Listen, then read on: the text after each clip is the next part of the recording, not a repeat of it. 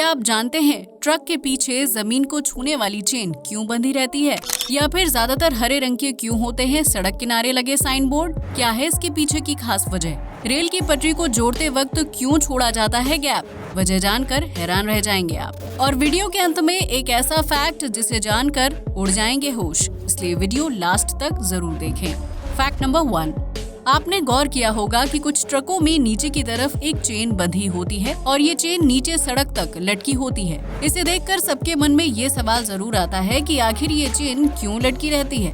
ये खासकर उन ट्रकों में जरूर होती है जिन पर पीछे की तरफ गोल टैंक होता है, यानी किसी ज्वलनशील पदार्थ जैसे पेट्रोल, केरोसिन या कोई गैस ले जाने वाले ट्रकों में ये जरूर होती है। दरअसल ट्रक पर चलने की वजह से या फिर फ्रिक्शन की वजह से स्टैटिक चार्ज इकट्ठा हो जाता है। स्टैटिक चार्ज आ जाने की वजह से ट्रक में स्पार्क होने का खतरा रहता है। ऐसे में ज्वलनशील पदार्थ ले जा रहे ट्रक में आग लगने का खतरा बढ़ जाता है। इससे बचने के लिए ट्रक में इस चेन को बांध दिया जाता है। क्योंकि ये चेन नीचे धरती से टच हो रही होती है, इसलिए सारा चार्ज इसके जरिए पृथ्वी में चला जाता है और ट्रक सुरक्षित रहता है। ट्रक पर आने वाले पूरे चार्ज को ये चेन अर्थ में भेज देती है। ये चेन किसी धातु की बनी होती है, जैसे लोहा या फिर कोई दूसरा धातु जो विद्युत की अच्छी चालक होती है। भारत में ज्यादातर लोग लोहे की जंजीर को टांग लेते हैं।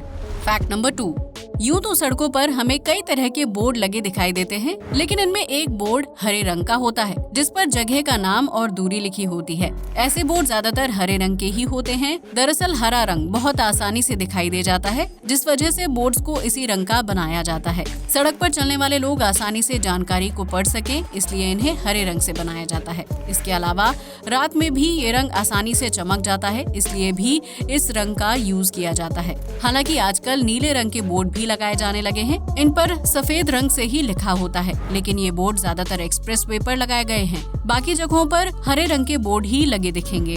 फैक्ट नंबर 3, ट्रेन की पटरी को जोड़ते समय बीच में थोड़ी सी जगह छोड़ दी जाती है। क्या आप जानते हैं कि दो पटरियों के जॉइंट के पास खाली जगह या गैप को क्यों छोड़ा जाता है?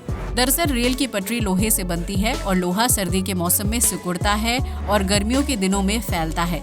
इसी वजह से दो पटरियों के जॉइंट के बीच थोड़ा सा गैप छोड़ दिया जाता है। अगर रेल की पटरियों को जोड़ते समय गैप नहीं छोड़ा जाएगा तो फैलाव की वजह से पटरी कहीं न कहीं से टेढ़ी हो सकती है। हालांकि भारतीय रेलवे अब पटरियों के बीच इस गैप को कम कर रहा है और गैप की जगह पर वेल्डिंग करके पूरी लाइन को एक किया जा रहा है, लेकिन फिर भी मामूली गैप रखा जा रहा है, जिससे गर्मी के दिनों में ट्रेन के वजन से जब पटरी में फैलाव हो तो उसका बुरा असर ना पड़े। फैक्ट नंबर 4, गर्मी का मौसम है और अभी सबसे ज्यादा जो फल खाया जाता है वो शायद तरबूज ही है। बच्चे हों या बड़े, हर किसी को तरबूज खाना बेहद पसंद है। उसका मीठा स्वाद लोगों को काफी अच्छा लगता है। गर्मी के मौसम की शुरुआत में जहां एक तरबूज की कीमत कुछ ज्यादा होती है, वहीं गर्मी के मध्य में कीमतें काफी कम हो जाती हैं। मगर दुनिया में तरबूज की एक ऐसी भी नस्ल है जो हमेशा ही महंगी रहती है और इसे दुनिया का सबसे महंगा तरबूज माना जाता है। हम बात कर रहे हैं डेनसुक प्रजाति के तरबूजों की, जिसे काला तरबूज भी कहा जाता है।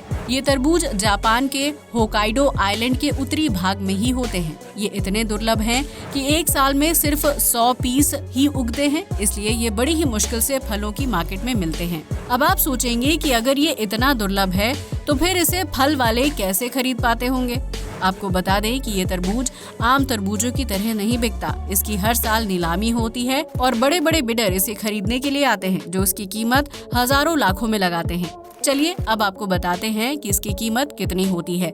साल 2019 में अब तक का सबसे महंगा तरबूज जो बिका था उसकी कीमत थी 4.5 लाख रुपए। हालांकि कोरोना महामारी के कारण पिछले 2 साल से इसके दाम में काफी कमी आई है। इसके बावजूद भी काला तरबूज आज भी दुनिया का सबसे महंगा और सबसे दुर्लभ तरबूज है। इसका बाहरी रूप रंग चमकीला और काला होता है, जबकि अंदर का हिस्सा दूसरे तरबूजों की तरह नहीं बल्कि कुरकुरा होता है। बाकी तरबूजों की तुलना में ये ज्यादा मीठा और कम बीज वाला होता है। जिन कुछ चुनिंदा लोगों ने इसे चखा है, उनका कहना है कि ये तरबूज जैसा ही टेस्ट करता है, मगर उससे कहीं ज्यादा स्वादिष्ट और मीठा होता है। क्या आप भी इसे खाना चाहेंगे? कमेंट में बताएं। आज के लिए बस इतना ही। वीडियो अच्छा लगा हो तो उसे लाइक और शेयर करना बिल्कुल ना भूलें।